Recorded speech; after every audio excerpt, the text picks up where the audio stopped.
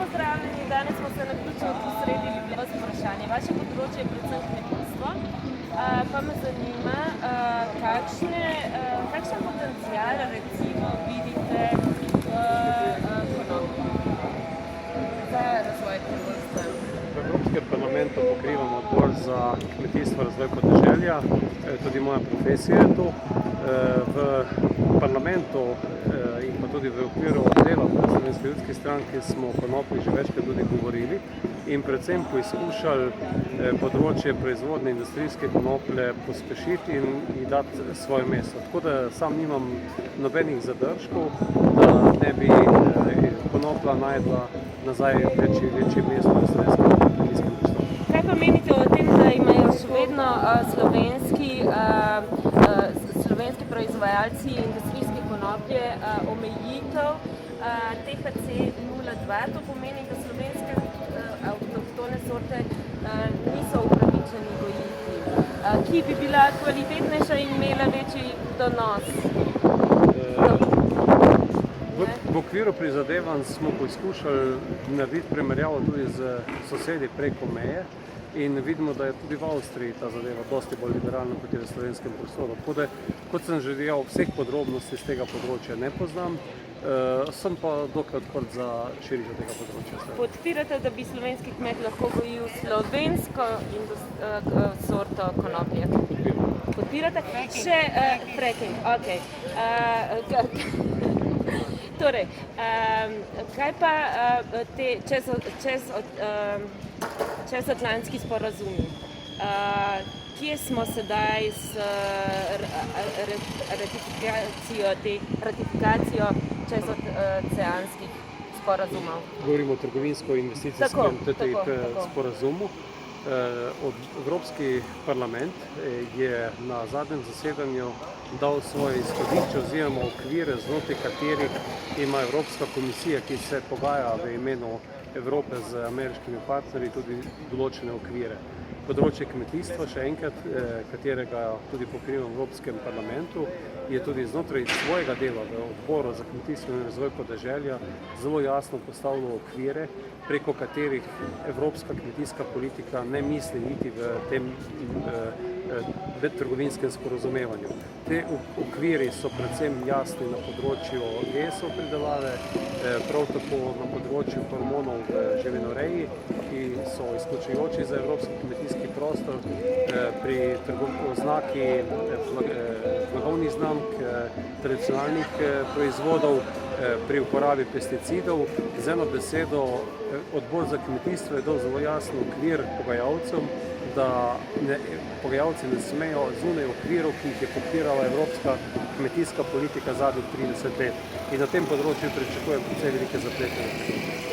Ali obstaja nevarnost, da se sprivatizirajo naši naravni viri? Govorite največ predvsem o vodnih virih. O vseh naravnih virih. Jaz mislim, da je v okviru naše nacionalne politike in tudi v okviru evropske politike celo vrsta varovalk, s katerimi do tega ne bo prišlo. Konec koncev, v vsakem primeru, kot smo videli tudi pri primeru poizkusa podeljevanja koncesij za vodne vire, je bil tudi pritisk javnosti dovolj velik, da se enostavno to več v Evropi ne da staviti. Ali bo moral biti ponovno pritisk javnosti, ali boste politiki sami zavarovali suverenost naše države? Jaz mislim, da ni potrebe, da se bojimo za suverenost naše države zaradi evropske politike.